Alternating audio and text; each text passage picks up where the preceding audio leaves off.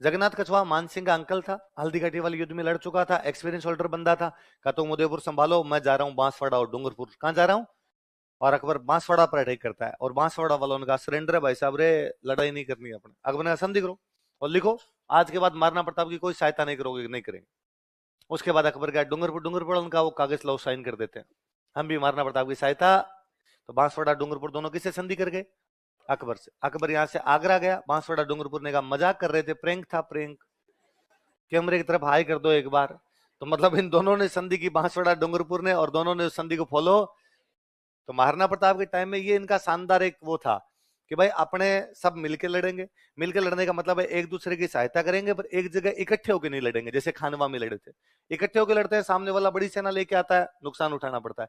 जो जहां है वहां लड़ो, डूंगरपुर वाला डूंगरपुर लड़ो, बांसवाड़ा वाला बांसवाड़ा, सिरोही वाला सिरोही, जलोर वाला जलोर, मारवाड़ वाला मारवाड़, और मेवाड़ वाला मेवाड़ में लड़ो। और यदि किसी की पार नहीं पड़े, जो छोटे छोटे डूंगरपुर बांसवाड़ा, तो एक बार संधि कर लो, टाइम आएगा तब वापस लड़ लेंगे, कोई दिक्कत नहीं। फालतू के अंदर मरना नहीं है। तो फिर अकबर यहां से चुपचाप निकल के चला गया।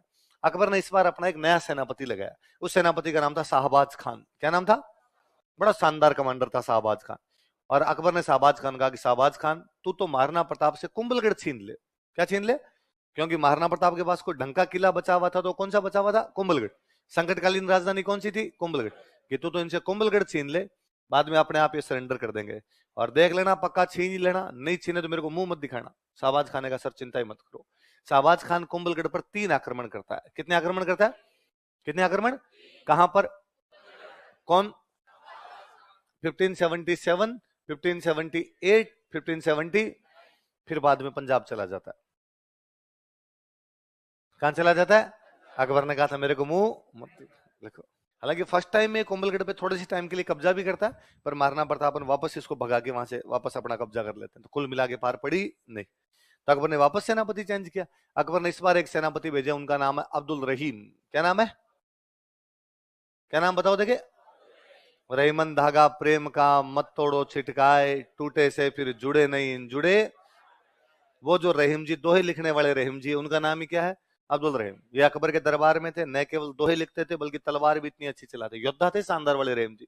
और अकबर ने रहीम जी को कहा कि जाओ अब्दुल रहीम और जाके महाराणा प्रताप को पकड़ के लाओ। रहीम जी महाराणा प्रताप के प्रति थोड़े सॉफ्ट थे, और रहीम जी को ये लगता था कि यार दोस्ती उससे की जानी चाहिए जो दोस्ती करना चाहे। भारत में इतने सारे राजा, यदि कोई अकबर से दोस्ती करना चाहता है तो दोस्ती कर लो, पर यदि कोई कह रहा है कि मैं दोस्ती करूंगा नहीं, तो जबरदस्ती थोड़ी होती है यार। ये थोड़ी है किसी को थप्पड़ मार मार के दोस्त बन, आप किसी को लड़ाई करके को दोस्त बने, ये थोड़ी किया जा सकता है यार। अगला दोस्ती नहीं करना चाहता, नहीं करना चाहता, फिर वहां क्यों पंगे लेने? पर अकबर को तो ये बात कौन कहे, रहीम जी ने अकबर को कहा भाई जाना है तो चले जाएंगे। पर रहीम जी यहाँ आए, और यहाँ पहाड़ों में उदयपुर में एक जगह थी शेरपुर। कौन सी जगह थी? यहाँ शेरपुर में आके बैठ गए, और अब महाराणा प्रताप के खिलाफ कुछ नहीं करे, चुपचाप बैठे रहे। सुबह शाम शिकार खेलने के लिए जाए, शाम को वापस आ जाए, पार्टी करके सो जाए अपने। और अकबर को लिख के भेज दे कि भाई हमने प्रताप को पकड़ने की कोशिश की थी, पर प्रताप हाथ नहीं आया। अकबर उधर से के वेल डन, लगे रहो keep it up bro, keep up, है ना, वेल प्लेड बॉयज। पाकिस्तान वाले कहते रहते हैं वेल प्लेड बॉयज। पाकिस्तान वाले जब भी हार जाते हैं, उनका कप्तान जब भी जाता है वो क्या कहता है? बॉयज प्लेड वेरी वेल, लड़कों ने बहुत अच्छा खेल खेला, लेकिन हमारी पार पड़ी नहीं है। तो पाकिस्तान वालों की अंग्रेजी बेहद कमजोर है। और पाकिस्तान नहीं, अपने पंजाबियों की भी अंग्रेजी कमजोरी है। उधर अपना पंजाब से लेके उधर वाले पंजाब तक सबकी अंग्रेजी क्या है? कमजोर, हमेशा अंग्रेजी कमजोर। तो अपने हरभजन के इनको सुनो आप पुराने इंटरव्यू, तो हरभजन उसमें बताता है कि अंडर 19 खेल के आए थे हरभजन, और एक पंजाब का साथ में फास्ट बॉलर था हरविंदर सिंह, वो दोनों। तो कि हम दोनों आए हुए थे कहीं पर, किसी के घर गए हुए थे, वहां पर कोई आर्मी के एक अधिकारी मिले हमसे, उनको पता चला 2 पंजाब के लड़के अंडर 19 इंडिया खेल के आए, तो हमसे मिलने के लिए आए। तो आर्मी वाले कोई अफसर थे, तो उन्होंने आके हाथ मिलाया कि लेफ्टिनेंट कुलजिंदर सिंह। तो कि मेरे साथ वाले हरविंदर से हाथ मिला, हमें समझ में नहीं आई ये क्या बोल रहा है। तो हरविंदर ने वापस हाथ कर कहा कि Harvinder right hand. Right hand Harvinder Singh, उसको लगा ये कह रहा लेफ्ट हैंड है, तो अपने क्या है, यह वो हरभजन सुनाता ही है कि एक बार इंडिया का कैंप लगा हुआ, और उसमें सारे प्लेयर खड़े, और कोई बड़े चयन करता सिलेक्टर हमसे मिलने के लिए आए, और वो सबसे पूछे कि what's your name, where are you from, what's your name, where are you from. तो कि मेरे दोनों नहीं समझ में आ रहा क्या बोल रहे हैं, पर मेरे को ये पता चल गया कि अब किसी को नाम पूछा व्हाट्स योर नेम, अगले ने कहा, अगले ने बताया भाई Mayank. Where are you from, कि बेंगलोर। अगले से नाम पूछा तो उसने कहा Asif. Where are you from, Hyderabad. तो पता चला कि पहले नाम बताना और बाद में क्या बताना है, जगह का नाम बताना है। अब वो हरभजन के मेरे पास आता है तो उसने उल्टा कर दिया। उसने कहा वेर आर यू फ्रॉम, मैंने कहा हरभजन। व्हाट्स योर नेम, मैंने कहा जलंधर। तो पंजाब वालों की भी अपने अंग्रेजी थोड़ी कमजोर रहती है, तो पाकिस्तान वाले भी उधर वाला पंजाब, उनकी भी अंग्रेजी भी क्या है, कमजोर। पर सबसे बड़ी बात यह है, इसके बावजूद सबसे अधिक आईलेट्स पंजाब वाले पास करते हैं। आईलेट्स का एग्जाम होता है विदेश जाने वाला, तो सबसे अधिक कौन देते हैं, पंजाब।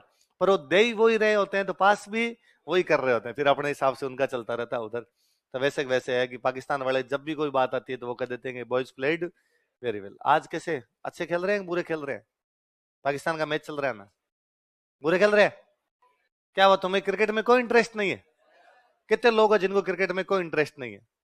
लड़कियां हाथ मत खड़े करना, तुम्हें तो नहीं है मुझे पता है, मैं लड़कों का पूछ रहा हूँ।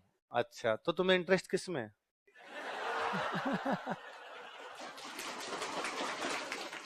मैं जानना चाहता हूं, तुम लड़के हो के यदि क्रिकेट में इंटरेस्ट नहीं रखते हो तो फिर इंटरेस्ट है किसमें, वो तो बताया जाए। हाँ, किसमें? बैडमिंटन में? वो भी नहीं पता अपने को। चलो, तो कुल मिला के भाई रहीम जी लिख के भेज दे हमेशा कि भाई हमने महाराणा प्रताप को पकड़ने की कोशिश की लेकिन महाराणा प्रताप हमारे हाथ नहीं। अब अकबर ये भी तो नहीं पूछ सकता ना कि भाई हाथ क्यों नहीं आया। यदि अकबर ये पूछ ले तब तो रहीम जी लिख के भेज दे कि भाई मान सिंह आसफ खान तुम खुद और शाहबाज खान चारों मिलके बता दो कैसे पकड़ना है।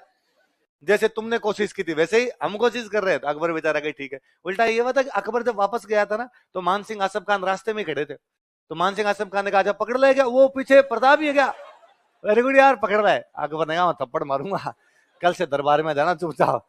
तो मान सिंह आसफ खान ने कहा हम पहले ही कह रहे थे उन पहाड़ों में पार नहीं पड़ रही। तो रहीम जी यहाँ कई दिन तो बैठे रहे। एक दिन महाराणा प्रताप के बेटे थे अमर सिंह, क्या नाम था, वो उधर रहीम जी के कैंप की तरफ गए हुए। रहीम जी ने सारे शिकार खेलने के लिए गए हुए, तो कैंप खाली पड़े। तो अमर सिंह ने पास में जाके आवाज लगाई, रहीम जी रहीम जी। अंदर से महिलाओं की आवाज आई, रहीम जी तो नहीं है, घर से बाहर गए हुए। तो क्या घर में जो कोई पुरुष है बाहर भेजो, मुझे बातचीत करनी है। तो महिला ने कहा भाई आज हमारे कोई पुरुष घर पे नहीं, बातचीत करने के लिए शाम को आना। उसने कहा सच्ची, तुम सारी बाहर आओ। वो सारी महिलाओं को गिरफ्तार कर लेता और गिरफ्तार करके लेके आता। उधर महाराणा प्रताप ने देखा कि अमर सिंह आ रहा है, पीछे पीछे महिलाएं आ रही है बेचारी रोती हुई। उसको करिए छोड़ देना, वो करे ना ना लाइन बना के चलो एक साथ, ऐसे नहीं चलते अपने। तो जैसे पास में तो महाराणा प्रताप ने पूछा कौन है। उसने कहा आप छोड़ दो डैडी, मैं देख लूंगा मेरे हिसाब से। अरे है कौन, कि वो रहीम जी है ना, कि हाँ वो शिकार खेलने के लिए गए हुए थे, तो मैं कर लाया।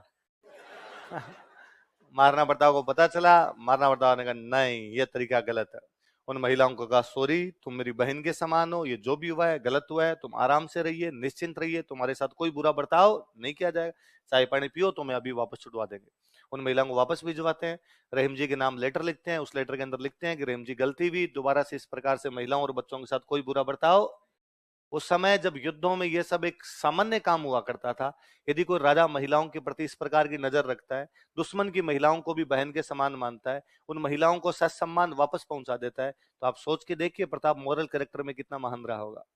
महाराणा प्रताप इसलिए महान नहीं है कि उन्होंने युद्ध लड़े थे, इसलिए महान नहीं है कि वो जीते थे या हारे थे। तमाम राजा युद्ध लड़े, तमाम राजा जीते हारे। महाराणा प्रताप कॉमन मैन के यदि हृदय में जाके बस गया तो उसका एक बड़ा कारण यह है कि उनकी जो कैरेक्टर की विशेषताएं वो बड़ी अलग सी दिखाई देती है। कितना नैतिक चरित्र उन दिनों के अंदर दिखाना। कहते रहीम जी के पास वो जब महिलाएं वापस पहुंची और उन महिलाओं ने जाके बताया कि ऐसे ऐसे वो अमर सिंह तो ले गया था पर महाराणा प्रताप ने हमें इतनी रिस्पेक्ट दी, हमें वापस भेजा, तो रहीम जी की आंखों में आंसू आ गए। और रहीम जी ने कहा था कि यह महाराणा प्रताप मैं नहीं जानता ये मुगलिया सल्तनत भारत में कितने सालों तक रहेगी, मैं नहीं जानता इस अकबर का राज भारत में कितने सालों तक रहेगा। महाराणा प्रताप इस बात को मैं ठीक और भली भांति जानता हूं कि जब तक सूरज और चांद रहेगा तुम इस भारत में याद किए जाओगे। कोई आपका दुश्मन आपके बारे में तारीफ करे उससे बड़ी तारीफ आपकी कुछ भी नहीं। तो महिलाएं कहां से गिरफ्तार की गई थी, शेरपुर। कहां से, तो लिखो शेरपुर। अब भाई अकबर को ये बात पता चलेगी, रहीम जी की बेगमों को ले गए थे, तो अकबर ने रहीम जी का रहीम जी वापस आ जाओ, लुगाइयां संभल ही नहीं रही, महाराणा प्रताप को क्या पकड़ के लेके आओगे। तो रहीम जी वापस चले गए। तो अकबर ने इस बार अपना एक और सेनापति चेंज किया, इस बार बड़ा डाकी टाइप का सेनापति भेजा, सुल्तान खान। क्या नाम था, महाराणा प्रताप अकबर का अंकल लगता था सुल्तान खान। तो अंकल को कहा अंकल जाओ और जाके महाराणा प्रताप को पकड़ो। सुल्तान खान बड़ा गजब का सेनापति। सुल्तान खान आया, सुल्तान खान ने आगे पूछा कि भाई क्यों नहीं पकड़ पा रहे महाराणा प्रताप को, जो सेना पहले से पड़ी हुई थी उसको पूछा भाई क्या कारण है। तो उनका साहब ये पहाड़ों के अंदर बैठे हैं, अपने पहाड़ों के रास्ते जानते नहीं, और ये पहाड़ों से बाहर नहीं आ रहे, अपने अंदर जाते हैं तो अपने को ये मार लेते हैं, जो भील है वो हमला कर देते हैं। फिर दूसरा, अपने जब यहाँ मेवाड़ आके बैठे तो अपने सप्लाई कहाँ से लाएंगे? महाराणा प्रताप ने काम बड़ा जोरदार किया, अपनी पूरी पब्लिक को पहाड़ों में शिफ्ट कर लिया था, गांव सारे खाली कर दिए जाए। क्योंकि यदि गांव के अंदर रहेंगे तो एक तो मुगल ये काम कर सकते हैं कि गांव को किसी को गिरफ्तार कर लेंगे पूरे को, और बाद में कहेंगे लोग गांव को बचाना तो बाहर निकलो। दूसरा ये, यदि अपने गांव में रहेंगे तो फसलें उगाएंगे, और फसलें उगाएंगे तो मुगल आएंगे तो फसलों को उठा के ले जाएंगे, उनको रसद मिल जाएगी, गेहूं मिल जाएगा, या जो भी अनाज होगा वो मिल जाएगा। इससे अच्छा अपने खेत में रहो मत, अपने सारे पहाड़ों में आ जाओ, अपनी व्यवस्था कर लेंगे कैसे करनी है वहां पर। और मुगल जब आएंगे तो गांव में खेतों में कोई भी उनको मिलना नहीं चाहिए, पानी पिलाने वाला ही नहीं हो, तो फिर उनको अनाज कहां से आएगा? तो अनाज मंगाना पड़ेगा अजमेर से। मुगलों का अड्डा कौन सा था? अजमेर। और अजमेर से जब उनका अनाज आएगा बीच में लूट लेंगे, ताकि उनकी इतनी दिक्कतें आई कि वो मेवाड़ के अंदर ढंग से रह नहीं पाए। मतलब ये दिक्कत है, मतलब अनाज लाने के लिए भी सेना लगानी पड़ती है। अब सेना लगा लगा के अनाज लाएंगे, उसके खिलाफ लड़ने के लिए जाएं, अकबर तो समझता नहीं है, भेज देता है हमें यहाँ पर। तो सुल्तान खान ने कहा अच्छा, तो वो पहाड़ से बाहर नहीं आते कि नहीं, और उनकी सप्लाई आराम से आ जाती है। हाँ साहब, उनके रास्ते खुले पड़े हैं, वो अपने रास्ते जानते हैं, वहां से आ जाते हैं। कौन कौन से रास्ते हैं जहां से उनको अंदर सप्लाई पहुंचती है? कहा साहब एक रास्ता है देबारी का रास्ता। कौन सा रास्ता है? उदयपुर साइड में देबारी नाम की जगह, वहां से एक रास्ता पहाड़ों में घुसता है, वहां से आ जाता है। और का एक डूंगरपुर साइड से एक रास्ता घुसता है देवल, वहां से उनके पास सामान आ जाता है। और का पाली की तरफ से एक रास्ता घुसता है देसुरी, यहां से आ जाता है। और का इधर अजमेर राजसमंद की तरफ से एक रास्ता घुसता है दिवेर, यहां से सारा का सारा आ जाता है। 4D। कौन कौन से रास्ते हैं? देवारी, देवल, देसुरी।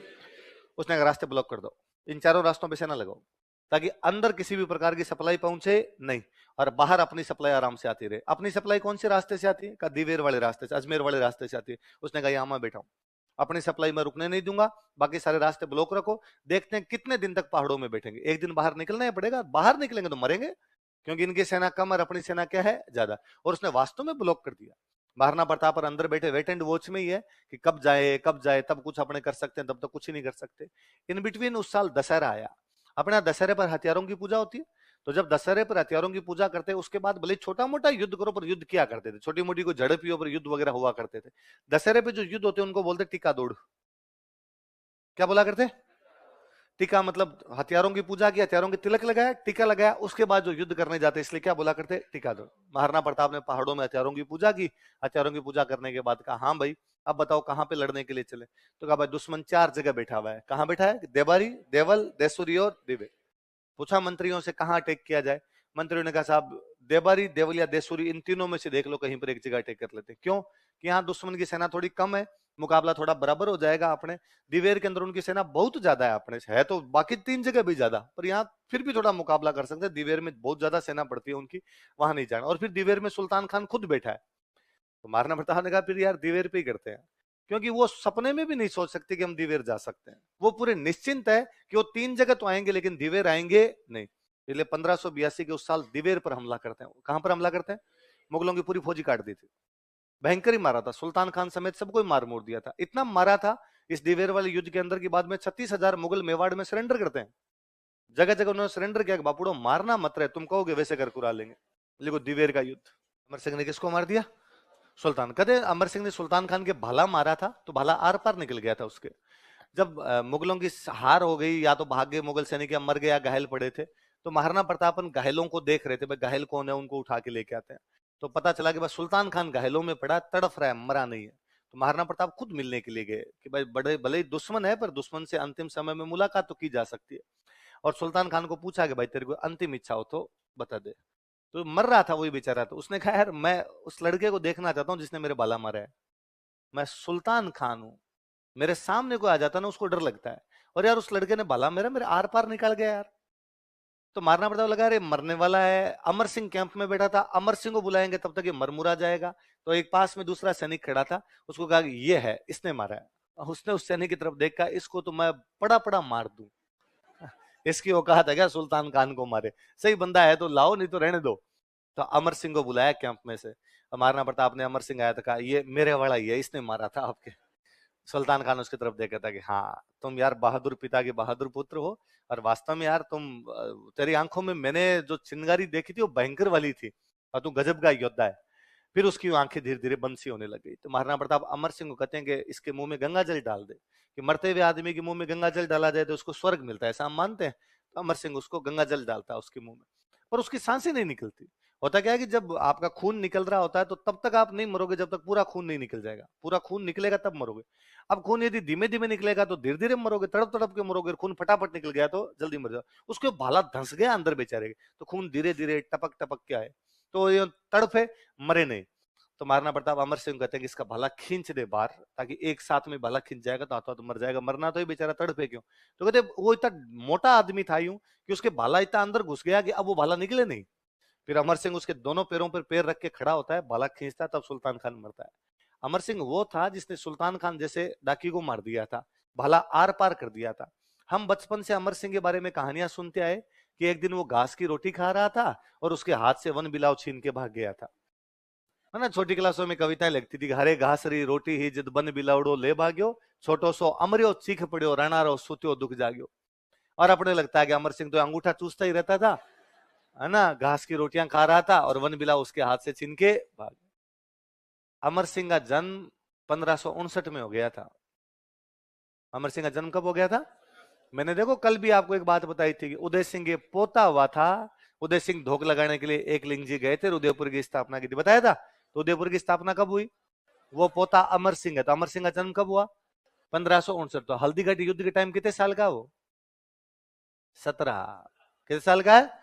तो हल्दीघाटी वाले युद्ध में उसकी पोस्टिंग थी उदयपुर, कि यदि हम हल्दीघाटी में लड़ेंगे, उदयपुर में महिलाएं और बच्चे थे, यदि मुगल इधर अटैक कर देते तेरे को ध्यान रखना है। तो हल्दीघाटी वाले युद्ध में तो उदयपुर की तरफ था, इसलिए युद्ध में आया नहीं। बाकी 1580 में तो वो शेरपुर से अब्दुल रहीम की बेगमों को गिरफ्तारी कर लेता है। 21-22 साल का तो है। और 2 साल बाद 23 साल का जब वो 1582 में, तब तो बाकायदा सुल्तान खान को मारता है। तो ये युद्ध महाराणा प्रताप से भी ज्यादा किसकी बहादुरी का युद्ध है? वो कविता है। कविता के लिए हम कवि के लाख लाख आभारी हैं, पर कविता और कहानियां इतिहास नहीं होती। कविता और कहानियां कविता और कहानियां है। हमने इतिहास को और कविता कहानियों को मिक्स कर दिया। इस चक्कर में अपनी हिस्ट्री गड़बड़ा गई। इसलिए कभी घास के अंदर उदय सिंह को ले जाना पड़ता है, कभी घास की रोटी किसको खिलानी पड़ती है। और मुझे तो वैसे भी लगता है काय घास की रोटी खाई होगी, सब पालक परांठे खाए होंगे। उसको बाद में अपने कह दिया क्या कर रहा है, राजा का बेटा था। पर वो संघर्ष दिखाने के लिए कभी नहीं कहा देखो कितना संघर्ष किया, कैसी रोटी खानी पड़ रही थी, घास की रोटी खानी पड़ रही। पर अब की बार यदि आपको कोई सुनाए घास की रोटी कहानी, तो आप मन ही मन मुस्कुराना, बताना मत किसी को, अगर आप मुस्कुराना कि हमें भी मालूम है जन्नत की हकीकत, दिल को खुश रखने के लिए ख्याल अच्छा है, गालिब हमें बताया क्या हुआ था क्या नहीं हुआ था, हमें एक दूसरे को बताने की आवश्यकता नहीं। जेम्सटोड इस युद्ध के बारे में कहता है कि युद्ध मेवाड़ का मैराथन है। क्या कहता है इस युद्ध को? मेवाड़ का। मैं बताऊंगा मैराथन क्या होता है, एक बात लिख लो। प्रताप की डेथ होती है 97। कब होती है डेथ? 97। अकबर लास्ट अटैक कब करा है? 1585। क्योंकि अकबर प्रैक्टिकल बंदा है। अकबर के समझ में आ गई थी कि अपनी पार पड़ेगी। इस 12 साल में अकबर ने खूब, ये नहीं कि अकबर को शांति धारण कर लेता चुपचाप बैठ गया। अकबर ने अफगानिस्तान की तरफ अटैक किया है, पंजाब पर अटैक किया है, कश्मीर पर अटैक किया है, बंगाल पर अटैक किया है, उड़ीसा पर अटैक किया है, साउथ इंडिया पर अटैक किया है। मतलब वो राजा जो पंजाब, कश्मीर, अफगानिस्तान, बंगाल, उड़ीसा, बिहार, सिंध सब तरफ अटैक कर रहा है, जबकि जो वो दिल्ली से दूर दूर पड़ते हैं, वो दिल्ली के ठीक नाक के नीचे मेवाड़ पड़ा, यहाँ पर कोई अटैक नहीं कर रहा। इसका मतलब अकबर बेहद समझदार है। उसके समझ में आ गया कि आरएस में अपनी पार, अपने पटवारी ग्राम सेवक दे के देख लेते हैं, इधर अपने पंगा लेना। इस बार महाराणा प्रताप गुस्सा आया कि जगन्नाथ कछवाहा आमेर का है, मान सिंह का अंकल है। तो लगा यार कभी तो मान सिंह समझाने आता है, कभी भगवंत दास समझाने आता है, कभी मान सिंह लड़ने आता है, कभी जगन्नाथ कछवाहा लड़ने आता है। मेरी लड़ाई मुगलों से, आमेर वालों से थोड़ी है। और आमेर वालों, तुम मुगलों की तरफ से आओगे, लो मैं तुम्हें बताता हूँ। इस बार महाराणा प्रताप आमेर पर अटैक करता है। कहां पर अटैक करता है? ये मालपुरा छीन लिया। टोंक में जगह पड़ती है मालपुरा, तो मालपुरा बहुत पैसे वाली जगह थी, बहुत व्यापारिक मंडी थी। मालपुरा का टैक्स आमेर वाले लिया करते, लेकिन उस पर कब्जा कौन कर लेता है? प्रताप। ताकि आमेर वाले, अब यदि अकबर आमेर वालों को कहेगा कि भाई लड़ने के लिए जाओ, उनका भाईसा मालपुरा के आगे आमेर ही है, फिर वो उस पर और कब्जा करेगा। तो उसके बाद 1597 में जब तक प्रताप की डेथ नहीं हुई है, अकबर की तरफ से कोई हमला, जैसे प्रताप की डेथ हुई अकबर ने वापस हमले करने शुरू किए, लेकिन प्रताप की डेथ तक उसने कोई भी हमला नहीं किया। लिख लो।